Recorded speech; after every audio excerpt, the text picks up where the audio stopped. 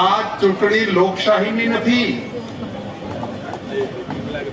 એટલે આ ચૂંટણી લોકશાહીની નથી, ડરાવવાની છે, ધમકાવવાની છે, બીવડાવવાની છે. અમારો પ્રમુખ શક્તિસિંહ ગોહિલ, એની 65 વર્ષની ઉંમર છે. રાજકારણમાં એક પોલીસ સ્ટેશનમાં એના વિરુદ્ધ અરજી નથી. એના બાપા રાજનીતિમાં, એમના દાદા રાજનીતિમાં. જગદીશ ઠાકોર 67 વર્ષથી ધારાસભ્ય, સંગઠન, લોકસભા, ગુજરાતનો પ્રમુખ અને CWC બેઠો છે. આખા પરિવારમાં એક અરજી પોલીસ સ્ટેશનમાં નથી અને સામેનો પ્રમુખ જો 108 ગુના વાળો બેઠો છે. આ દિલ્હીમાં જે સુલતાન બેઠો છે એનો ડોળો આદિવાસીઓની જમીન ઉપર છે, આદિવાસીઓની જમીન ઉપર. આ દેશના મૂળ માલિકોને, આ દેશના બાપ જે છે એ આદિવાસીઓને આ દેશમાં ગુલામ બનાવવાના છે. એની આ ચૂંટણી છે. અને કહી દેજો જેમ કહેવાનું હોય નહીં. ये हमारा वर्कर बैठा है, ये छोटा उदयपुर नहीं, पूरे हिंदुस्तान के गुंडों को लेके आ जाओ, हम डरने वाले नहीं. આ દેશને ગુલામ થતો બંધ કરવા માટે આ ચૂંટણી લડવાની છે. એ દિલ્હીના સુલતાનને કહો કે તમે તો દિલ્હીની કોંગ્રેસના બેંકના ખાતા બંધ કર્યા અને તમારી માએ સવાસેર સૂટ ખાધી હોય તો આના ખાતા બંધ કરી દેજો. છઠ્ઠીનો દાવણ હાથવીએ ના બતાડી દઈએ તો અમારી જણવા વાળીને ફટકે દે. ભાજપ તારે જેમ આવું એમ આવજે, જરાય શરમ ના રાખતું. તું જેવી અદામાં ચૂંટણી લડવા માંગતું હોય એવી અદામાં અમે ચૂંટણી લડવા તૈયાર છીએ. તારી એક આંખ ટેડી, તમારી બે ટેડી. આ ચૂંટણી આખા દેશમાં તમે લખી રાખો. પેલા બૂમો પાડો છે 400 પાર, 5 લાખ. મુખ્યમંત્રીના બંગલે આખી રાત જખમારવા જાગો છું.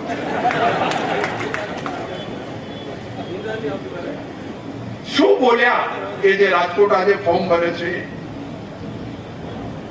કે અંગ્રેજોના જમાનામાં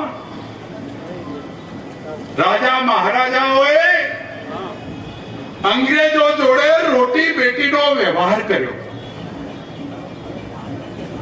એક ક્ષત્રિયો બેઠા છે, બક્ષીપતના આગેવાનો બેઠા છે. તમારે ડાંગમાં આજે આદિવાસી રાજાનો વરઘોડો દાખલો છે નહીં, તો રાજા એકલા ક્ષત્રિયો જ હતા? આદિવાસી હતા, પાટીદાર હતા, બ્રાહ્મણો હતા. બીજા રાજ્યોમાં 18 આલમના લોકો રાજાઓ હતા. એકલા ગુજરાતના રાજા મહારાજાને ગાળ નથી બોલી.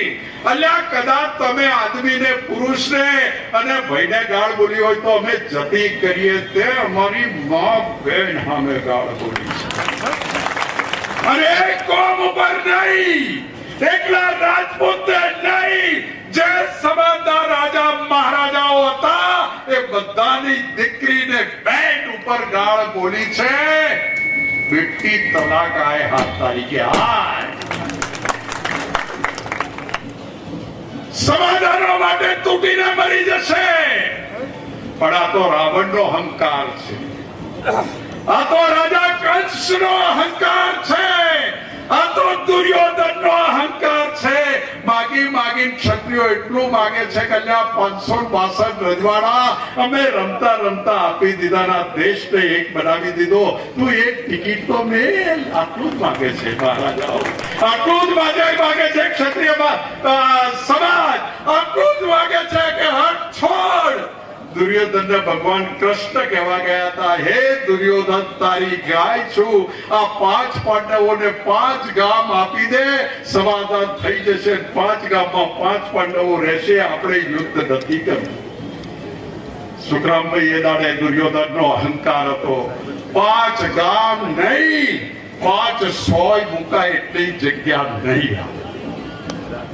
એ દિવસે રાવણનો અહંકાર હતો અને આજે નરેન્દ્ર મોદી, અમિત શાહ અને 108 કેસવાળાનો અહંકાર છે. રૂપાલા ભરશે ભરશે ભરશે થાય. બેટા આય હાથથી અમે બતાવીશું. આ એક સમાજની લડાઈ નથી. પાટીદાર 14 છોકરાઓને મારી નાખ્યા. આદિવાસીઓની જમીન લઈ લીધી. સમાજના આગેવાનને વસ્તી વચ્ચે ખાઈ ઉભી કરી નાખી. દલિત સમાજની અનામત ખતમ કરવાની વાત કરી. 2002 માં મુસ્લિમોને આ દેશમાંથી ખતમ કરવાની વાત કરી. વાઘ લોહી ચાખી ગયો છે અને લોહી ચાખેલા વાઘને 7 તારીખ સુધીમાં દોડાઈ ભૂખ્યો રાખી અત્યારથી નહીં ગળું દબાઈ પતાવવાનો. આ લડાઈ ભાજપિયાઓની સામે છે, ખોટા લોકોની સામે છે, દુર્યોધન અને રાવણની ઓલાદો સામે છે અને તાકાતથી દમથી લડાઈ લડીશું. એ જ વિનંતી સાથે આપ સૌનો ખૂબ ખૂબ આભાર. જય હિન્દ, જય ભારત.